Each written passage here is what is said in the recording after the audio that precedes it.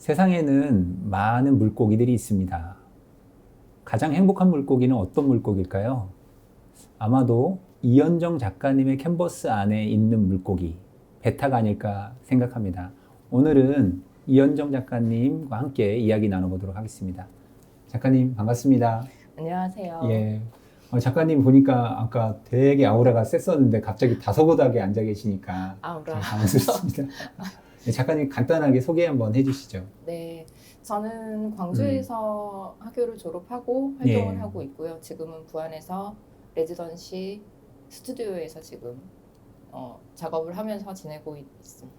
예, 그러면 부안에서 작업하실 때 일주일에 상주 작가로 계시는 건가요? 네, 상주 작가인데요. 거의 저 같은 경우는 이제 아이도 케어를 하고 해야 해서 뭐 보통 한 금, 토, 일 뭐 이렇게 가 있기는 하는데 예. 요즘 이제 코로나 때문에 아이가 학교를 가지 않다 보니까 아이하고 이제 가족들하고 협의를 하고 거의 뭐 주말 정도 네, 이용해서 목, 금, 예. 토, 일, 뭐 월, 화 뭐 이렇게 왔다 갔다 지금은 하고 있어요. 예, 뭐 저는 뭐 전문적으로 그림을 그리는 사람은 아니지만 궁금한 게 있는데 그러면 이렇게 공간이 바뀌면 작업하실 때 조금 도움이 되는 건가요? 처음에 이제 분명히 적응하는 기간이 필요는 하죠. 근데 예. 저 같은 경우는 부안 이제 휴목을 갔을 때 예. 처음부터 굉장히 적응을 잘 했던 편이었고 일단은 뭐 기온과 습도가 굉장히 중요한 작업이라서 그 부분이 조금 비가 많이 왔잖아요. 예. 그래서 예, 그게 맞아요. 조금 애먹었지 다른 부분들은 굉장히 옆에서도 많이 챙겨주시고 하셔서 네, 편하게 작업을 잘 하고 있어요. 적응을 잘 하는 편이에요. 저는. 예. 네. 뭐 이현정 작가님께서 옆에서 잘 챙겨주고 보살펴줬다라고 말씀하시지만 사실은 예술가들은 질투는 나의 힘이잖아요. 질투가 될 만한 작가분도 계시나요? 그 옆에? 질투할 만한 작가 없습니까? 다 질투만 받으시는구나. 아니 그러지는 않아요. 그냥 친해요. 아, 네, 그래요? 다 좋은 분들이시라서 아, 질투라기보다는 광주에서도 마찬가지고 어디서 작업을 하든 질투를 해본 적은 없어요.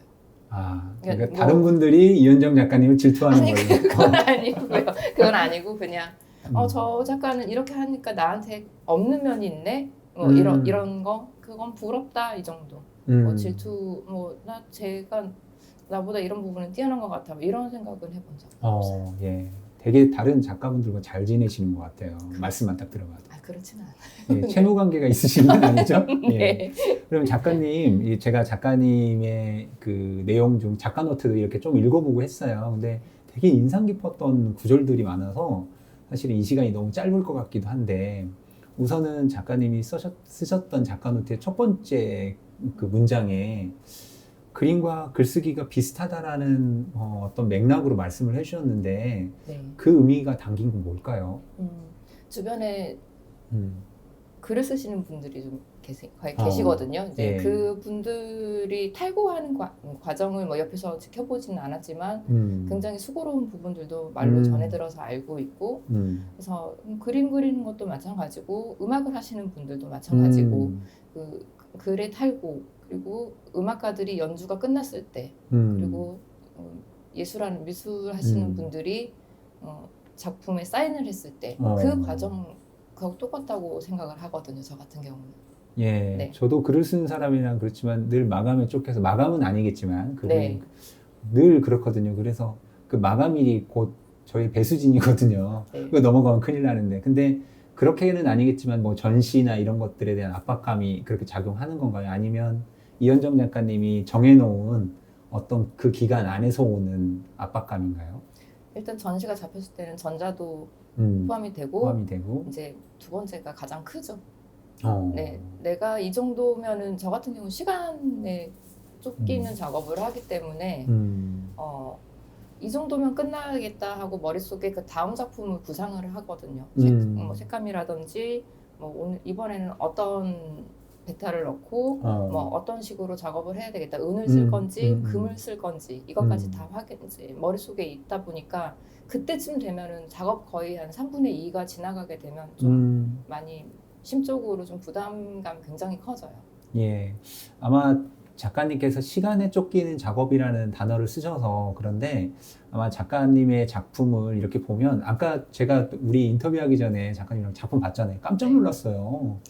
저렇게 얇은 선들이 저렇게 수없이 많은 선들이 하나의 캠퍼스에 밀집되어 있다니라는 생각이 깜짝 놀라기도 했는데 작가님 이렇게 선을 많이 그으시고 극세사 붓이라고 하나요?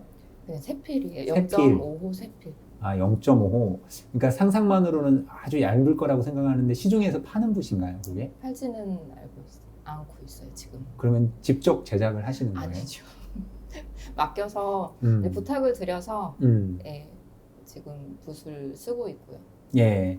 이현정 작가님 이제 작품 설명하실 때 그런 얘기도 조금 더 해주시면 좋을 것 같고요. 또 궁금했던 게 있는데 작가님의 작가 노트에서 그런 얘기가 있더라고요. 공공미술에 대한 이야기도 하시면서 주관성에 대한 이야기를 좀 강조를 해주셨어요. 어떤 예술이든 간에 공공미술이라는 그런 하나의 단어가 명제가 붙기는 하더라도 참여하는 작가들의 그 주관적인 생각이 들어갈 수밖에 없다고 생각을 해요. 그리고 참여하는 작가들이나 그리고 옆에서 관람하시는 분들의 관람객들의 주관적인 생각들 이게 예술은 객관적일 수는 없다고 저는 생각을 하고 있어요. 그러면 이현정 작가님은 이현정 작가님의 그림을 보러 오는 독자들에게 100% 나는 다 안 줄 거야, 50%는 너희 마음대로 해석해, 뭐 이렇게 이해해도 되는 건가요? 거의 90%까지는 오시는 분들이 하시고 그리고 가장 제가 그 그 그림에 대해서 알고 싶으면 그 작가하고 친해지는 방법이 가장 좋은 방법인 것 같아요. 이현정 작가님은 그림이 그러면 배탈을 잡는 떡밥이겠네요. 네. 그러면 독자가 그걸 보면서 작가하고 친해져야겠다 하면 그 작품이 더 깊게 보이는 방식이 네. 정말 단순하게 설명하면 네, 그러겠네요. 뭐 예쁘다, 뭐 그냥 보면 예쁘다, 뭐 굉장히 섬세하다 이런 이야기들을 처음에는 하시다가 이제 조금씩 이야기를 하고 친분이 좀 쌓이게 되면은 지금 이 작가가 조금 우울하구나 아니면 뭐 복잡하구나 굉장히 기분이 좋구나 뭐 이런 것들이 좀 담기는 것 같아요 작품 속에. 네. 이현정 작가님 말씀 듣다 보니까 저도 이제 글을 쓰는 사람이라 그런 생각들 하는데 작가는 유리창 같은 사람이라는 생각을 늘 해요. 그래서 밖에 이렇게 풍경을 보면 사실은 작가는 사라지고 그 작가가 품은 세계가 이렇게 보이듯이 지금 작가님이 그런 어떤 느낌을 주는 것 같아요. 그러니까 작가님의 작품을 보는 독자로서 그런 생각이 조금 들게 되는데요. 그러면 실제로 작가님을 그렇게 해서 친해지신 분들이 그런 얘기를 종종 하시나요? 처음에는 작품 설명을 좀 해줘라고 좀 써붙여놔. 왜 그린 거야? 막 이렇게 궁금해하시는구나. 네, 많이 물어보시는데 알고 나서는 좀 여전히 묻기는 하시는데요. 덜 하세요. 덜 하시고 네가 왜 처음에 그렇게 이야기를 했는지 알겠다라고들 많이 하세요. 그러면 작품이 작가님의 어떤 작품 세계를 이해하는 통로가 되는 걸로 이해를 해도 되겠네요. 네.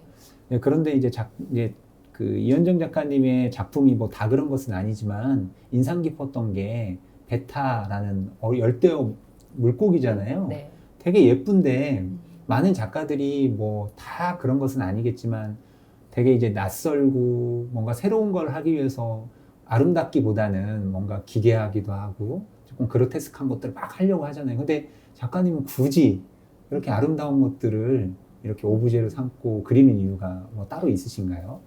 제가 작가노트 말미에 썼던 글이 있어요. 예. 아름다운 것만 보고 살기에도 세상은 길지 않다고 시간이.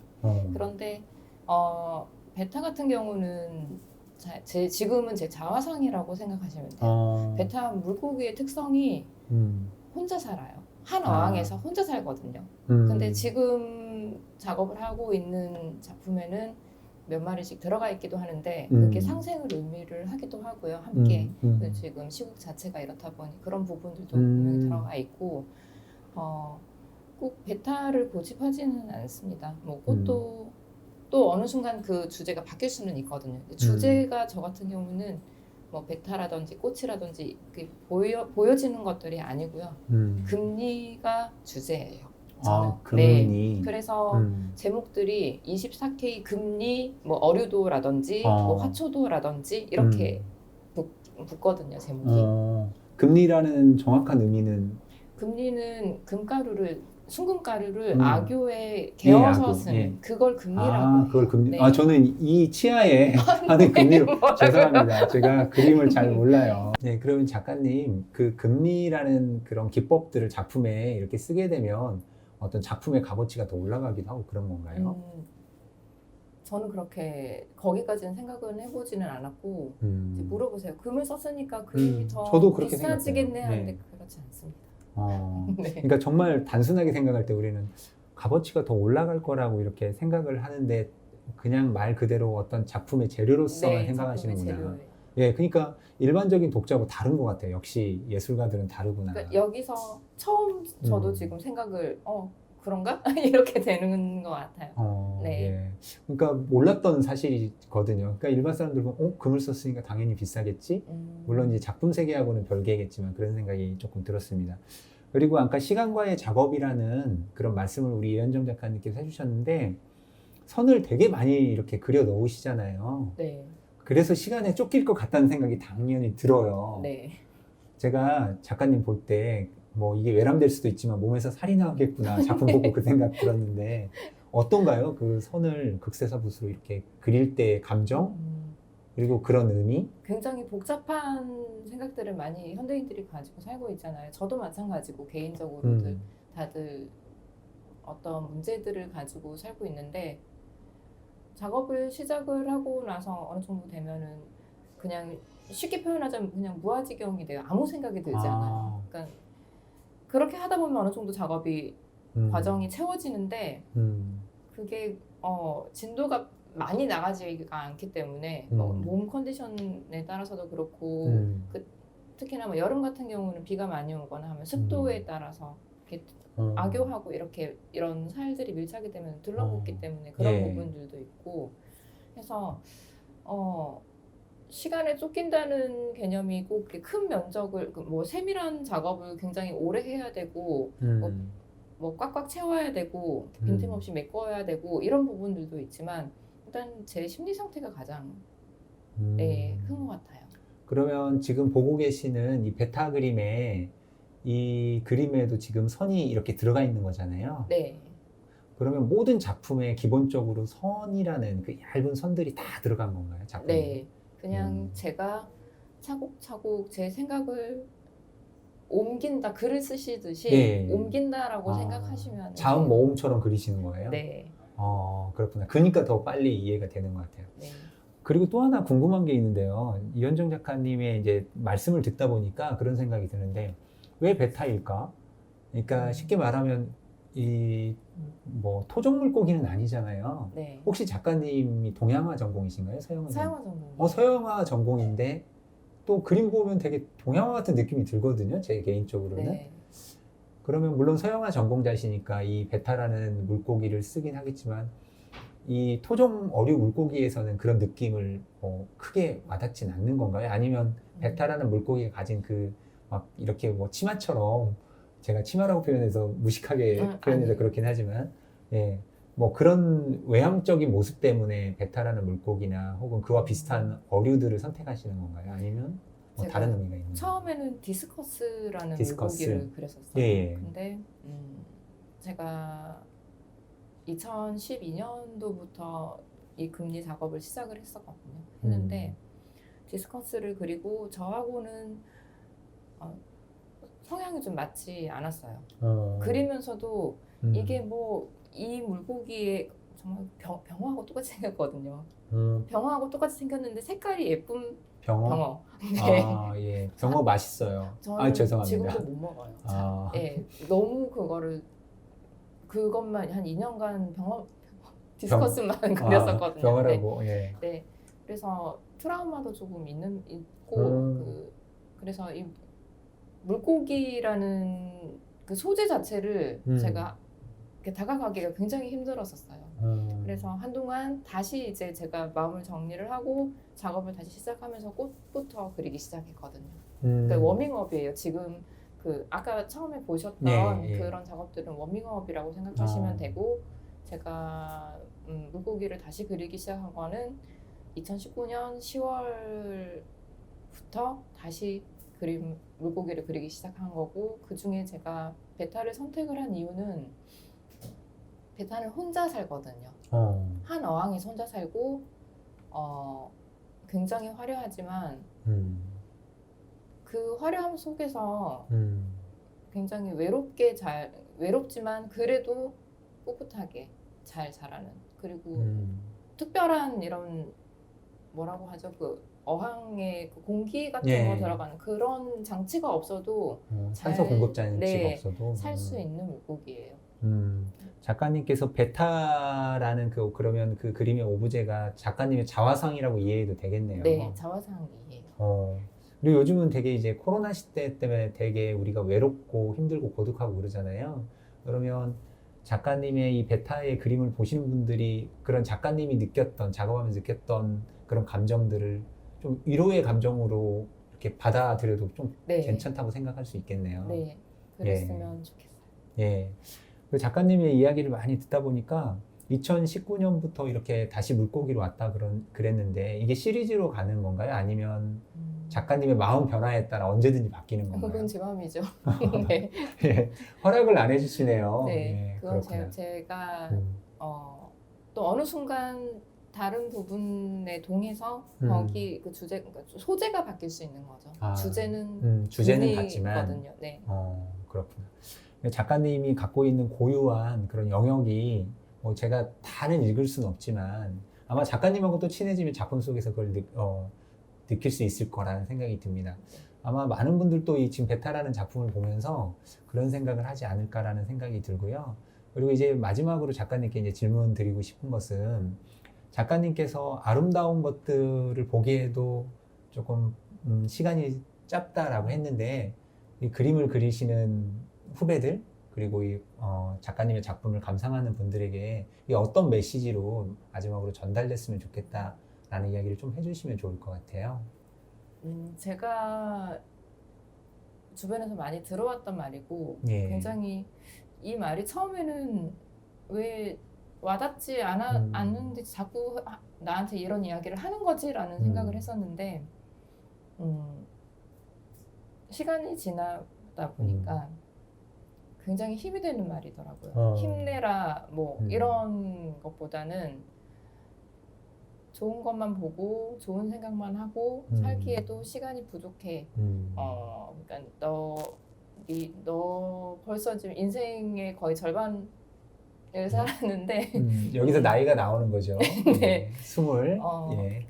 뒤돌아봐 그러면은 네가 순간순간 선택했던 것들 중에 정말 네가 보기 좋은 것만 보고 살았는지 듣고 싶은 것만 듣고 살았는지 그런 부분들을 생각해봐. 시간이 아깝지 않느냐라는. 그래서 제 그림을 비롯하여 많은 작품들이 있잖아요. 좋은 작품들 많이 보시고 그리고 정말 좋은 생각들로만 가득하고 그렇게 잘 위기를 넘겼으면 좋겠어요. 지금 다들 너무 힘드시니까. 예, 고맙습니다. 사실 나태주 시인이 좋은 날이라는 작품에서 이 세상을 살아가기에는 너무 징글징글하게 좋은 것들이 많다라고 이야기를 했는데요. 오늘 만나본 이현정 작가님의 작품에서 그런 감정들을 느낄 수 있어서 좋았습니다.